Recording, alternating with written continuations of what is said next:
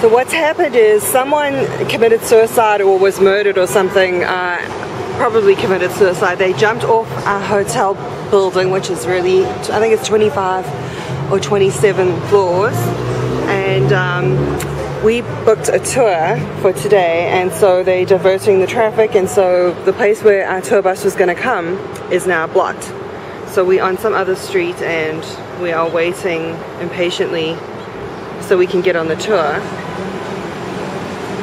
And so we'll see how this goes. I'm a big fan of tours. We did one yesterday in Niagara Falls, and this one is called the Step On, Step Off City Tour, and it's a 2-day tour for, well, they said $38, but in fact I included a harbour tour with it, so it was like $55, I think, $55 each, Canadian dollars. And for 2 days you can jump on, jump off, and it runs every hour on the hour today, and for the rest of the week it's like every hour and a half hour. So you go to all of these places. But we haven't had breakfast yet and we're starving. It's almost 10 o'clock. So I think we're going to go to the harbour first, and we'll go on the harbour tour, jump off on the island and have some breakfast. Or if we can't make it to the harbour, we'll have breakfast in one of these other places. All right. Okay. Yeah.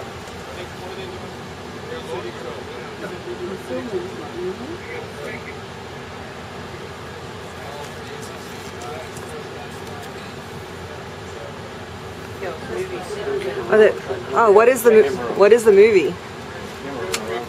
Yeah. Okay. They're filming a movie here at the Air Canada Centre in Toronto. Yeah, it looks like they're doing a movie. Movie making's big in Toronto. You get a little revenue from it. Yeah. Here, there's a camera that's on a track.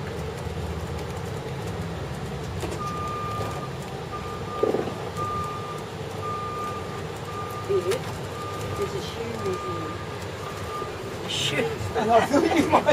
So we can't go through Very there. good, thank you. I wonder what movie that is. Well, just while... Oh. They're going to be going inside. Oh, I see, okay. Next time, hopefully... Well, I'll take a look when I come down. If I see the lights, then I know. Lights and everything around then, Go the other way. go the other way, yeah. Okay, alrighty. How annoying. Movie making, diverting traffic and interrupting our tour. I mentioned about filmmaking being a big business. They make about 200 movies in Toronto a year for both television and the motion picture industry, and you never know where they're going to be. They do not advertise ahead of time.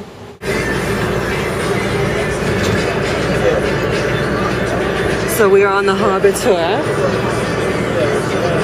and we're going to stop off on one of the islands in Lake Ontario. I'm finally seeing a Canadian geese in Canada and not in America, because they're all over where I live. And it's funny to actually see them in their homeland. I didn't think there were any left up here.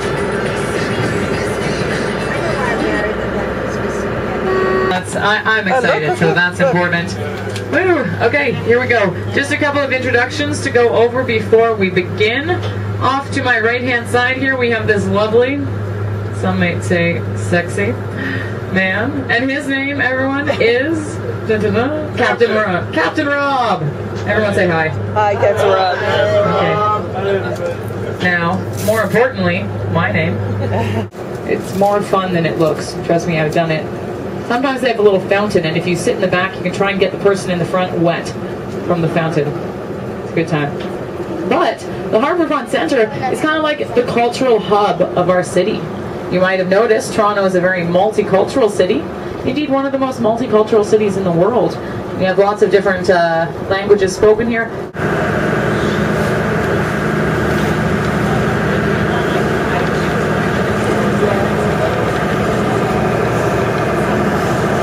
This is a great way to spend Monday morning, that's for sure.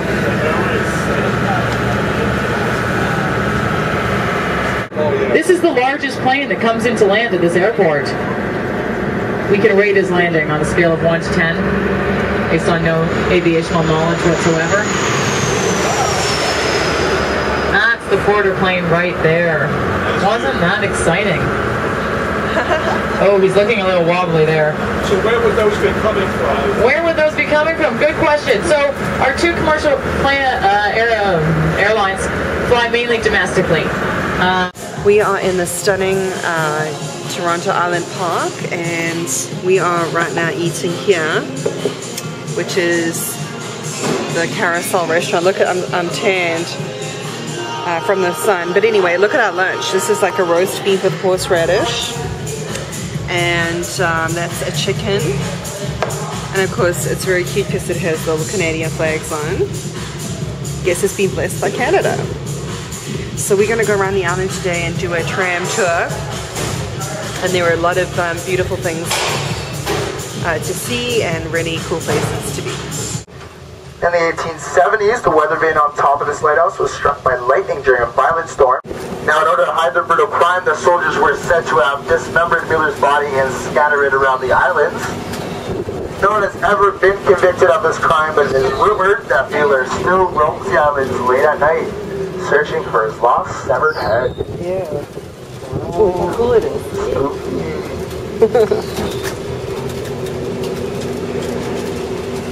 So beautiful here. It's the lakes on the side. Runs across the Western Channel from the foot of Bathurst Street.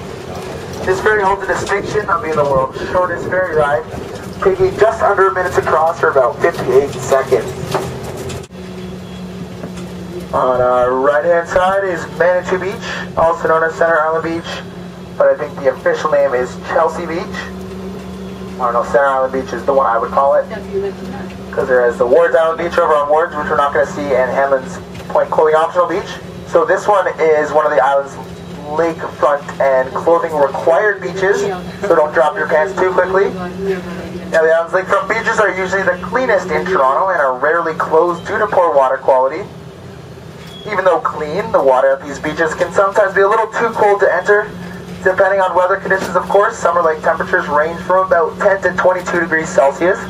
Although it seems really hot out today, the water I'm sure is not that warm, but closer to the end of August it will be a lot warmer, I'm sure.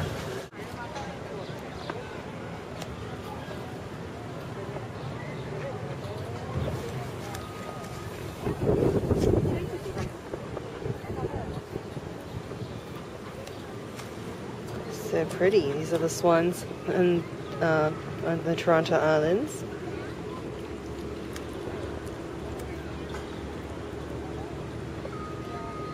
Beautiful. So we're still on the islands and Toronto's out there. Oh look, there's little ducklings.